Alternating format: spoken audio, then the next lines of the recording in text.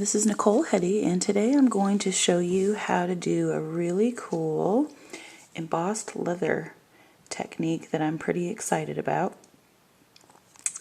It uses just some simple supplies, most of which you'll probably have on hand, and I'm excited to show you the step-by-step, so let's get started. I have cut two of this cover plate from the Garden Guild mini kit from brown cardstock, and I'm going to glue these together. I like to use a 2-way glue pen when I'm gluing things like this together.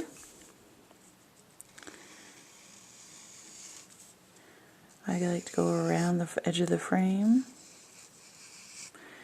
and then I put just a few dots of adhesive along the edges of the interior, just so I don't worry too much about these middle areas, because they'll just follow suit once the exterior areas are dry. And I'm just adding this to an A2 sized piece of cardstock. Now the colors of this base layer don't really matter a whole lot because we're going to be covering it up, but I did find I got better results if it was some kind of shade of brown, so I've just kind of used some scraps here of 2 different shades of brown.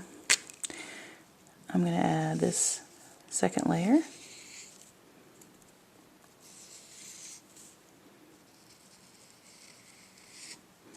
Again, just a few dots around the edges of these 2 floral arrangements. I'm going to stack that right on top of this. Now I found a layer of 2 die cuts seem to be the best results, because if it's too thick, the tissue paper that we're going to be adding on won't really go down into the little grooves very well. So 2 layers of your die cut, your detailed die cut, are what would work best. So here I've got probably about, I don't know, a 1/4 cup of water, and I've got regular Elmer's school glue, but you can use anything any kind of water-soluble white glue, basically. And I'm going to add about a little more than a tablespoon of glue here.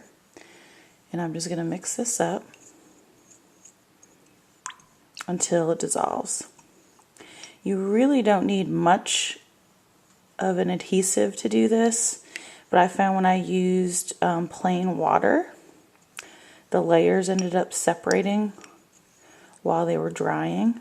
So if you add just a little bit of a water-soluble glue of some sort to the water first, the layers stick together a little bit better. And now I'm going to start adding the tissue paper. So you've got your layer of 2 die cuts over a solid card front. And I've got like a light brown gray tissue paper for more contrast, but really you can experiment with different shades of brown or gray. And I've got this flat brush that's about 1 inch wide.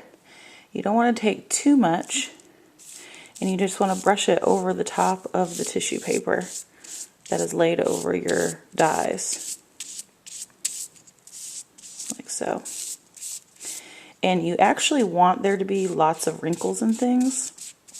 That helps it to become to look more like leather, because leather has some like little wrinkles and such as a characteristic of it. So after you do the initial brushing of the tissue, you want to go over fairly lightly with your brush over these little areas, and it kind of mashes the tissue paper a little bit better in between the designs. And we'll be doing a final layer that will get that in there a bit better, so it doesn't have to be perfect. But the more layers of tissue you do, the more of a barrier you'll have built up, so you can layer easily. You know, you'll see what I'm talking about. So here I'm going to add another layer, and I'm kind of letting the wrinkles still remain fairly prominent. Get a little bit more of the water glue mixture and brush that over the top. And like I said, you want to be fairly light with your water glue application. You can put too much.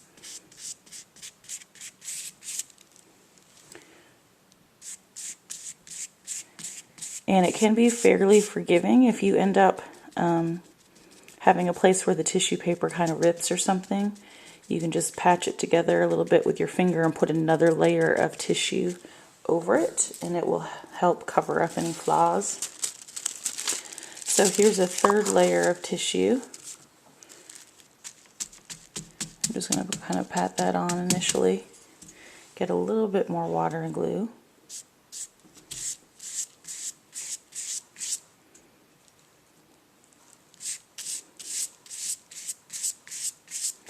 And you can see these wrinkles in the middle are building and layering to really take on the look of leather. You want to make sure you get a little bit around the edge of the frame here with every layer too.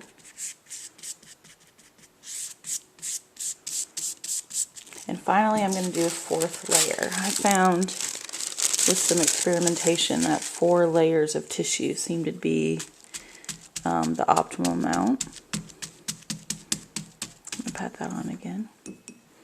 Do one more light coat of the glue and water mixture.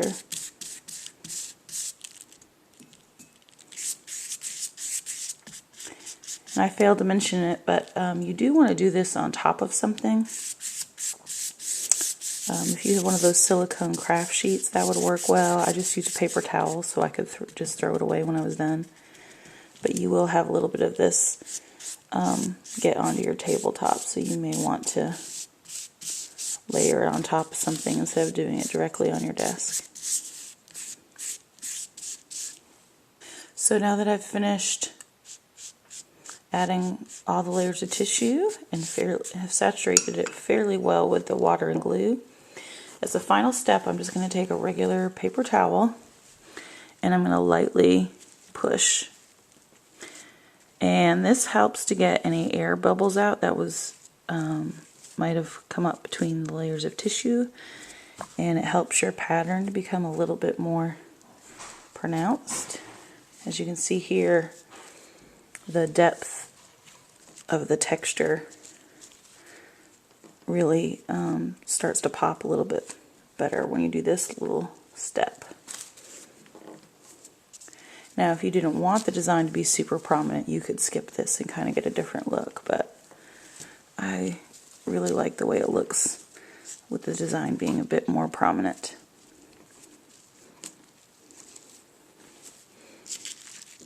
So there you go, that's that. So we're going to set this aside and we're going to let it dry.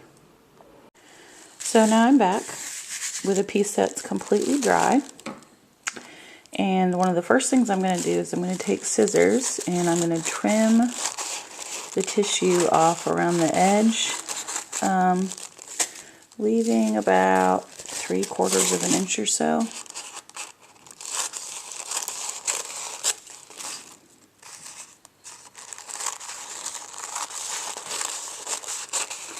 Doesn't have to be exact. And then I'm going to go back and I'm going to miter the corners like this.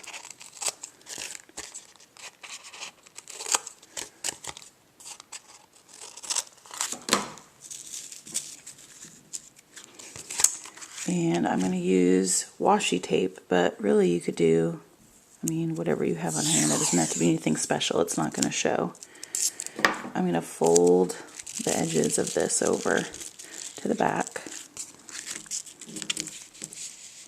fairly tightly.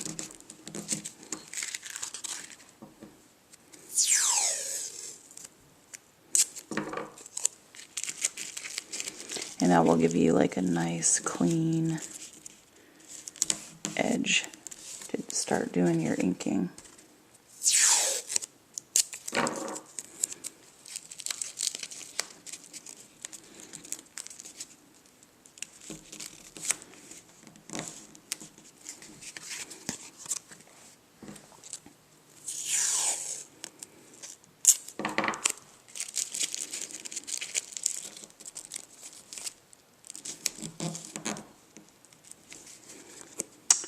So there we have a completed panel, and you can see that the embossing is showing up pretty well already. But now we're going to start applying the ink to give it that real leather look.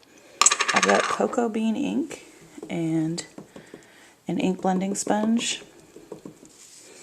And when you're first starting, you don't want to go too heavy with your application. You might want to dab it off a little bit because you don't want to get the circular pattern of the sponge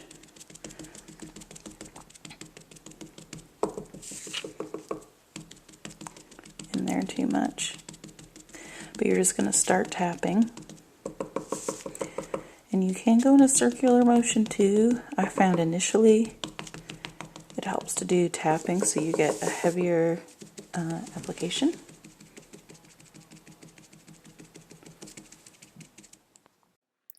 And here you can see I just continue to build the ink, making sure to get down into the little grooves and apply a fair amount of pressure. And the design becomes revealed as you work. The center part needs to get a fair amount of ink as well, so all of those little wrinkles that we layered earlier become more prominent.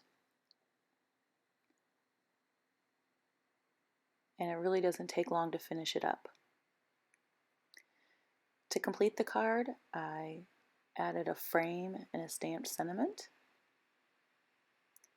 and a few small flower embellishments around the edges. The pops of color really complement the leather look. And a few dots of a white gel pen to offset the white sentiment block. And there you have the completed card.